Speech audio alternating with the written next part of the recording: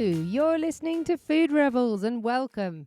This is the podcast that brings you brands, chefs and live on-air tastings. A show that's dedicated to the more rebellious side of the food world where we celebrate the people who have challenged the status quo. We'll be giving you a peek behind the curtains and inside the minds of the people who are shaking up our food industry. You know me, I'm the show host, AJ Sharp, taste expert, food writer, great taste food judge, and of course, business owner. I love meeting new people and tasting new foods. So, sit back as we hear more stories from people in food who dare to be different. Just to give you a little update, as I promised in last week's show, about my incredible female friends, Caroline, Lisa, Emma and Anna, who swam the channel on Friday. It was insane. I got to be their support crew. It was just the most incredible thing I've ever seen. The conditions were really not perfect, but Pilot Pete, our skipper for the day, had basically said this is the last opportunity that they could go. So they had to go on the wrong tide. It wasn't too bad, but it wasn't the perfect tide. It was really choppy and they just wanted to go for it. It was also really cold. I think the temperature of the sea was like 14 to 17 degrees across the day. We started 3 in the morning, 3:31 a.m. I started on the beach at Samphire Hoe. She gave us a little wave. We had to have all the flashlights and torches to be able to see her properly. It was just, you've never seen anything like it. And she's swimming through this like dark water. You can't see anything underneath. And each of them do an hour at a time. And then you get 3 hours off. But when I say off, they were coming out of the water with full hypothermia, battling seasickness. It was that choppy, as well as dehydration, exhaustion. The darkness was super creepy at the beginning and end of the day. Really fierce currents, oh my goodness. And I just really felt they were so brave, battling the kind of ever-changing goalposts of the tide. You never knew how strong it was going to be for your leg. And we set our course directly, for the 21-mile gap across to the French shoreline. I think it's called Cap Gris-Nez. But you actually have to swim this huge S-shaped curve to get to the other side. So they actually covered 34.2 miles to cross that 21-mile gap. Honestly, though, the strength, the fortitude, the bravery of these women was just beyond anything I've ever witnessed. It was the most, such an honour to be on the boat and to be witnessing something just so incredible. And the loyalty to the previous swimmer, they got to this point where Pilot Pete had said, the tide is really strong. I don't know if they're going to beat it. He started to say he was really worried about it. He said, we're 5 hours away from the shore. The tide is really sweeping them out. We're going to miss the Cape and we're going to have to wait for the tide to start to bring us back in to do another sort of bend in the S. I'm really sorry. We might not make it tonight. At this point, we've been going since 3:30 in the morning. It's now, I think it was about 9 o'clock at night. And it was heartbreaking. They'd worked so hard. They'd all done 4 swims at this point. And Anna, who started us off, she jumped in and gone, right, that's fine. I'll go on. I'll do a 5th swim while we all decide. That's really Pilot Pete saying, I'm sorry, I don't think we're going to be able to do this. And then she does this incredible swim, takes us even closer. And he said, we've got to be within 1 mile of the Cape, otherwise we're turning back. Anyway, she finishes her swim. She's done absolutely incredible work. We're 1.23 miles away from the Cape. And Lisa, who was next up, just went, but we're only 0.23 away, AJ. I think it's fine. We can do it. And I was like, he said it had to be under 1, but it's only 0.2. And I was like, well, it's 1.23. But I didn't really want to argue with her. She goes to jump in. And just before she does, she looks over her shoulder and says, I really don't like giving up. In she jumps and she goes on the other side of the boat. At this point, there was no point being on the right-hand side of the boat because the sun had set and you were just jumping down into inky dark water, whether you were on the left or the right. Lisa's fired up at this point. She's pretty cross that it sounds like we're not going to be able to make it. But she says, right, we're not making this decision without Anna. That's not fair. She's in the water. Of course, you've always got one person in the water at all times. And so she jumps in and goes, right, you decide. We get Anna out. She's properly shivering, so we're kind of trying to get her warm. She's going, just cool it. Let's get Lisa out the water because she's getting cold. And we're all going, no, I think this is fine. I think she's going to be cross if we cool this too quickly. Anyway, she would have been right to be cross with us because about halfway through her swim, Leon, who's the skipper's son, comes running out of the cabin and just goes, "Oh my God, she's changed the trajectory of the whole swim. We're actually 2 hours away from shore, not 5 hours away from shore." And we're all like, "Oh, amazing, cool, well, we can do this then." And Caroline, who's on the third leg's like, "Yeah, I'm up for another swim. I can definitely do this. It's fine." And Emma's really excited. It's all like, it's happening. It's definitely happening. So at one point she looks up and we're all bent over the edge of the boat, sort of cheering her on and singing to her, because at this point morale is tough. And she kind of waves up and she goes, "Do we have to go back?" And we were like, "No, you're going to hit land in 2 hours. Like, you're going to do it." And she's like, "Great." And she redoubles her efforts and keeps going. About 10 minutes after that, Leon comes out again and goes, "I'm wrong. We're going to hit land in half an hour. We're so close now." And we're thinking, "Oh my goodness, she's going to hit land within her hour's swim. This is insane." And then we get, I think we're about 10 minutes away from the end and we're all cheering her on, going, "You're 10 minutes away, you're 10 minutes away." And she just goes, "No, I'm really cold now. I'm going to get out. Caroline, can you finish this off for me?" And it was just this amazing moment. I just, for Lissa to know her body, but also just have read the situation in the way that she did, was just incredible loyalty, incredible bravery. She hops out, Caroline hops in, she does the last 10 minutes and she stands on French soil. And it was just the most emotional, we're all in tears. It was just the most incredible, selfless display of teamwork, of nobody wanting to let anyone else down. And nobody did. They were all four swimmers. I think Emma took the prize for the fastest leg done of anybody. Like, it was just every single one of them did something extraordinary.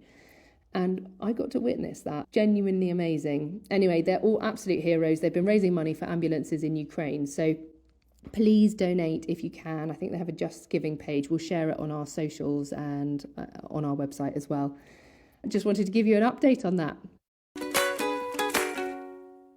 I am really pleased to welcome Alex Snowden on the show today from Birchall Tea. Hi, Alex. Hi, AJ. How's it going? Yeah, good. Welcome on the show. Thank you for bringing such an incredible collection of teas. Thank you so much for having me on the show. I got the full set, which is great.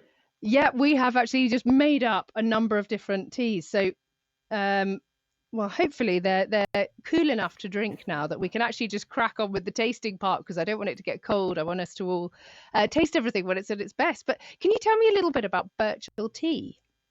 So yeah, we're at Birchall Tea. We're based in Wiltshire, in the UK's first fully solar-powered tea factory. Wow, really? Probably not too many people that have heard of Birchall just yet, but we've got real momentum behind us. But we are a family-run independent business that puts taste and sustainability first. And I think with both of those sectors, we actually are unrivaled. And I know that you're a taste expert yourself. And I think what's really different about Birchall is that every single product that we've got, that you've got just sat behind you, but every single product has won a Great Taste Award.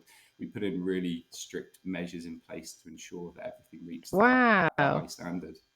They all won Great Taste Awards. That is pretty rare. Tell me about the fully solar powered factory? Solar powered tea factory. So it was purpose built.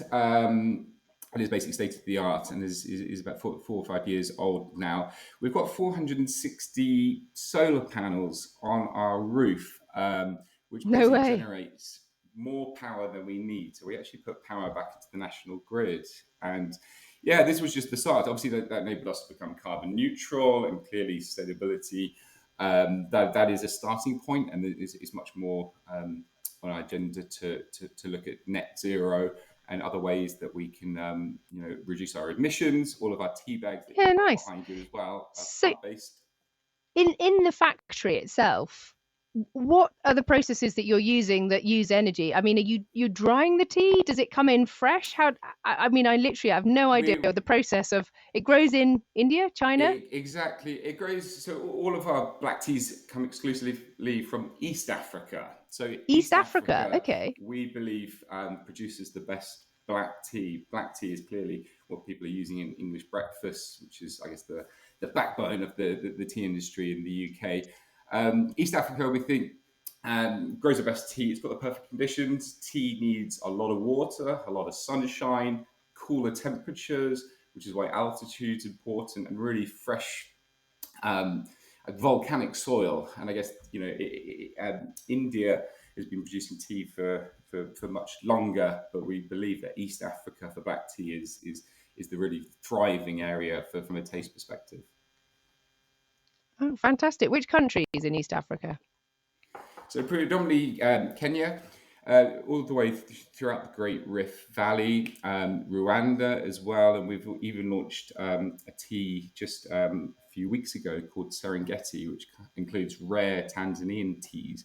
So that was actually a Oh, collaboration with wow. Tusk charities that we can donate to supporting communities and wildlife in Africa.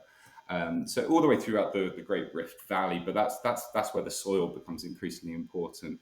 And as you say, the tea then arrives in us, and we pack it in Amesbury. So full packing facility that has those In plant-based Amesbury. I tea used to bags that you live can in see. Amesbury. Did you? Just down the I road from did. Stonehenge. There we go. I did. My husband's military. We were posted to, Yes. Okay. well, it wasn't actually to Lark Hill, but our accommodation Yeah. was in Yeah. Lark Hill. And yeah, we used Gotcha. to So walk across the fields to Stonehenge for the solstice and all that. the solstice. That's awesome. Yeah, we're just on the 8383. So the next time you drive past, you have to wave and say hi. No way. That's so interesting. Yeah, I found it really fascinating because it was my first impression when I started unpacking all the boxes. Is there's this beautiful imagery, like artwork on the front of all the different boxes, and it's very, very Africa vibes, which I was slightly confused about because I didn't realize they grew so much tea. That's amazing. Yeah, well, East Africa now is actually the largest exporter of black tea in the world. So Is the it? industry has really changed. East Africa, from a taste perspective, is why we are the UK's most awarded tea for taste. So the Great Rift box that you just showed there, that's our flagship product. Obviously, there's a lot of great taste awards that get awarded every year. We've won 98, and I'm sure lots of other listeners have won Wow. some along the way. But what makes Great Riff really special is that it launched 14 years ago, and it's won a Great Taste Award for every single year, 14 in a row. So Has it very really? few Wow. products or categories have a product that's been that consistent. And we believe it's because of the sourcing, because of our master blenders, that how selective we can be. That's the reason that it's won 14 in a row. And we Well, actually I'm have first dibs on a lot of the tea that comes from East Africa. Our sister company actually is bulk buying and selling tea, and we are able then to get fresher tea buying direct from the source. Fewer middlemen, and then we obviously only the top 1% is ever deemed good enough for our Great Rift. all right. Amazing. I mean, this here. So I've started with the Great Rift, which is you label your breakfast tea. Yeah. And normally I have tea with some milk in it. So it's Yes. unusual for me, but obviously we're tasting it. So I wanted to taste it as it is. And I've not used really boiling water. I've used just off boiling water because I've put it into a glass because I wanted to see Yeah. the colour of all the different teas as Yes. well. And it's really very smooth.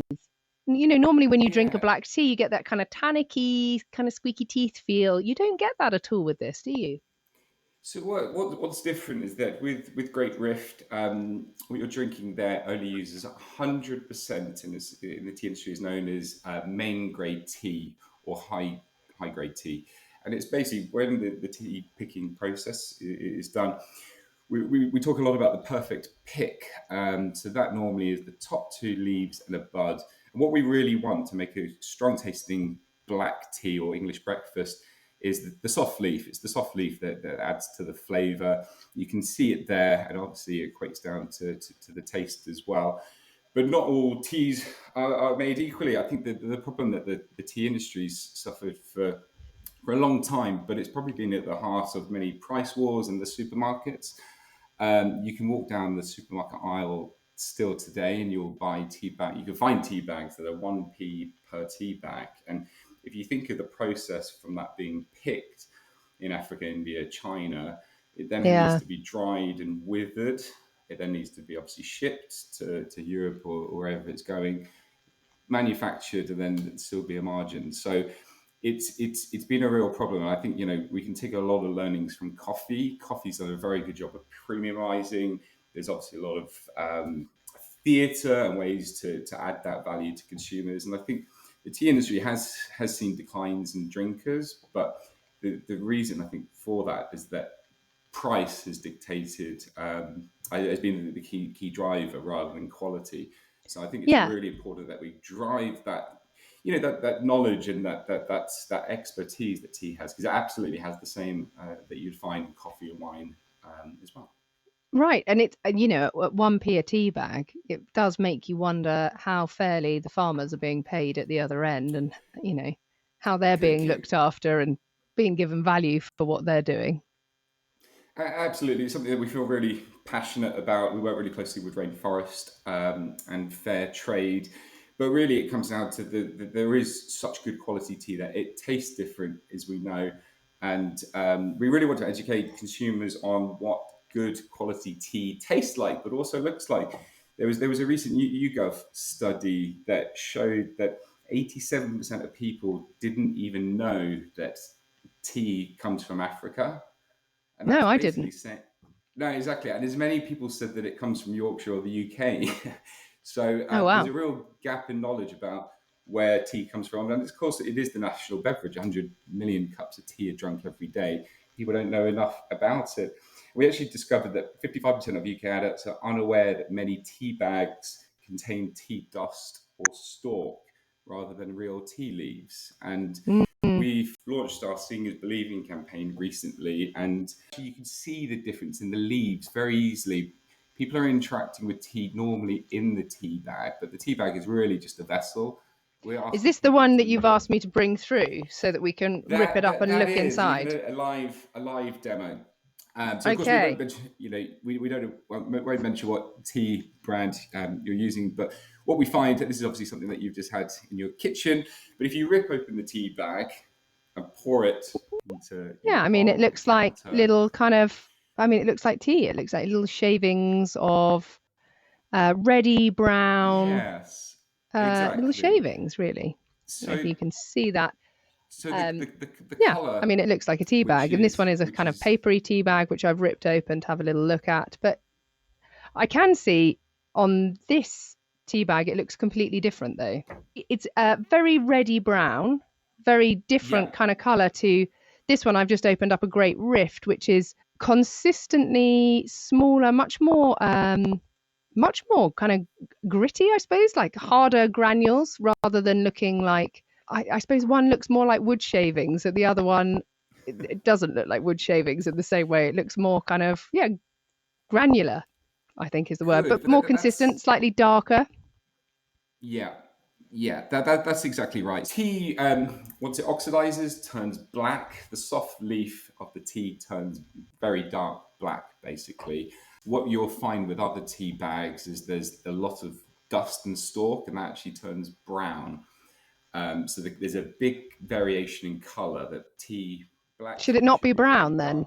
dark. No, the brown offshoots, the stalk that you can see in that tea bag, almost like you say, does look like wood chippings. And it's interesting you say that, because part of this YouGov study showed that 30% of people mistook mass market tea with wood chippings, and that's basically the filler that you're buying. That's the bulk out of the tea bag.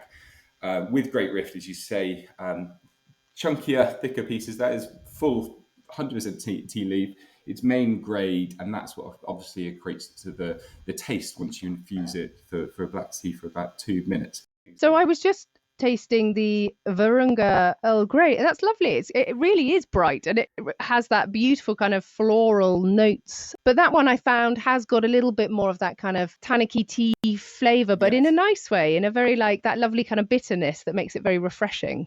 you can taste that real freshness, zinginess. Accompanied with some slice of lemon goes lovely. And the Virunga Grey, it comes from Rwanda, so it's even higher altitude there, which is why it does taste quite rich. It's a very unique taste. Oh, so the And those altitude affects it, like with wine. If it's higher altitude, it's enormously. often like nearer the sun. It gets hotter, it gets bluer. It gets sweeter. Completely. There's similar to exactly with wine and coffee, the perfect sort of growing conditions. You can grow tea actually in quite a few different places, but actually it's very Darjeeling, East Africa, especially in the volcanic sort of areas of East Africa. It's the nutrients in the soil that really add to that taste. Those packs actually donate to the Virunga National Park. It's Africa's oldest national park. I don't know whether you heard about it, but it's a cause that we feel very strongly about it. There's an amazing documentary on Netflix that was Oscar nominated that shows the huge challenge that they've got to protect that area. So it's very important for us that because our tea does come from Africa, that we're giving back to communities and protecting wildlife. Amazing. Is that linked to Tusk? Yeah, so we've been working with Virunga for about 10 years. We've started working with Tusk as of this summer. Tusk is one of the biggest Africa conservation charities. They do 50 different projects in 20 countries. So it's something new for us. And that actually our Great Rift packs, that's what they donate directly to. So it's something that we feel very proud about, and has even led us to launching our first collaboration with Tusk.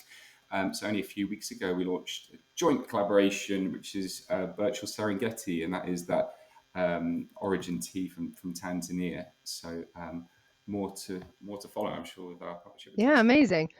So I've pushed on and I'm now trying the green tea and mint, which is a really interesting combination. Green tea's, I think it's quite an acquired flavour, really. I mean, some people love it, some people aren't so keen.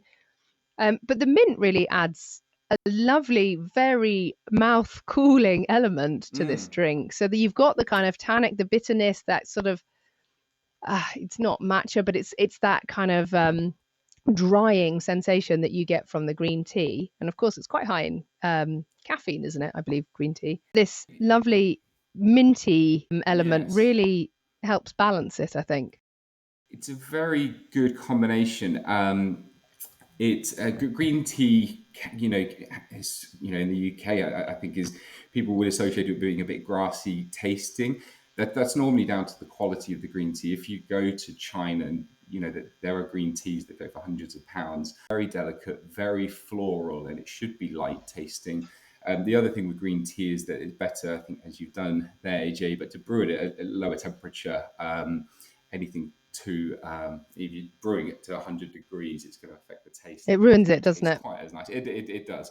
And the peppermint with green tea goes very well, especially if you're not such a big green tea fan. But the peppermint we use comes from America. It's very zingy, very fresh, and it really sort of brings. As we're seeing that people are looking to moderate their caffeine intake, a lot of the fruit and herbals, especially for afternoon, evening, is a really good alternative to your standard black tea. Yeah, and the final one you said I had to try is the red berry and flower, fruity and refreshing. And this year you got a Great Taste 3-star. We did. We got our first 3-star Great Taste Award, which, as you know, there's only a few of those. It's not easy. Not easy at all. In each category. It's got to be perfect, and it's only the top. Is it something like 1.8% will get? There you go. So very proud of that. And again, it just goes to show the breadth, I think, of our range. That nothing gets launched unless it reaches that strict taste criteria, and it's really important with the world of tea. If you get the taste right, then it is the national beverage. I think it's really important that we celebrate tea. It's people, consumers, younger consumers, are looking for natural energy.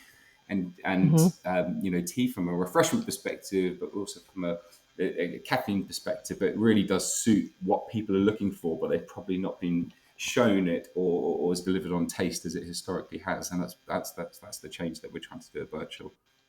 That's amazing. I mean, this is an extraordinary tea. It's sweet. Like, there is actually a sweetness to it. I was just looking at the back. It's 56.5% hibiscus flowers, 26% currant, 16% elderberry, and strawberry pieces. I mean, it really does taste like fruit, doesn't It's it? got real fruit. Again, if you open the bag, you'll see that those currants will actually just taste delicious. Do you want me to destroy another bag? I don't want to waste them. Exactly. But it is real fruit, real ingredients. I wanted to ask a little bit about the history of Birchall Tea, because it's been, I mean, on all the boxes, it says family tradition since 1872. And I had a little look on your website just before you came on and was discovering all about, Captain Birchall George Graham. Is that right? That's absolutely right. So we are a family-run business. Daniel Graham, who's my boss, it was his great grandfather that started. Yeah, it was in the tea industry 150 years ago. Was part of the early tea cultivation in Darjeeling, In India. In India, exactly. Oh, okay. It's been at the forefront of tea cultivation, and I guess that's where the expertise through the family comes. Captain Birchall Graham was actually buried in Darjeeling as well, and was part of the Darjeeling Tea Association. So huge connections there. And today we now have the branded business, which is Birchall, but also a bulk buying business that's out of East Africa. But yes, a very family-run business that wants to do things properly. And I was going to say, so are the family all still involved? Is it still very much a family company, apart from your boss, Daniel? Are there other members of the family involved? Absolutely, dozens. Oh, really? That's cool. Exactly. So there is that family spirit. That a lot of our ethos is back to family values, how we treat people, the offices at the factory, but right the way down. I mean, families are awful to each other often, aren't they? So when everyone goes, we're a family here, you think, oh, I'm sorry. No, I'm joking.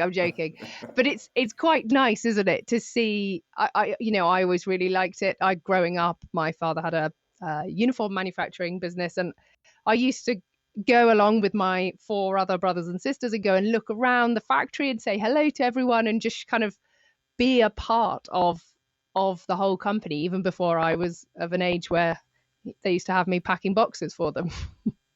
Completely. I think I've worked in the tea industry for many years, and had seen Birchall really acting as they said that they would.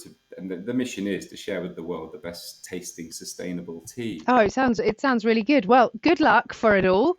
So get to the website. What's the website link? Is birchalltea.co.uk. birchalltea.co.uk for 25% off. Brilliant. Thank you so much for coming on the show, Alex. Been great to meet you. Thank you so much for having me. Cheers, AJ. Thank you so much for listening. You've been listening to Food Rebels, which is available on radio stations around the UK and further afield. You can also listen on Apple Podcasts, Spotify and Audible. Please remember to subscribe and rate us with 5 stars or follow us. It makes such a difference, not just to our podcast and radio show, but it really helps to support the guests that come on the show with us. We're also on Instagram at food_rebels. So give us a follow, do get in touch. We love hearing from you and let us know what you think. Thanks so much for joining us and make sure you taste the rebellion.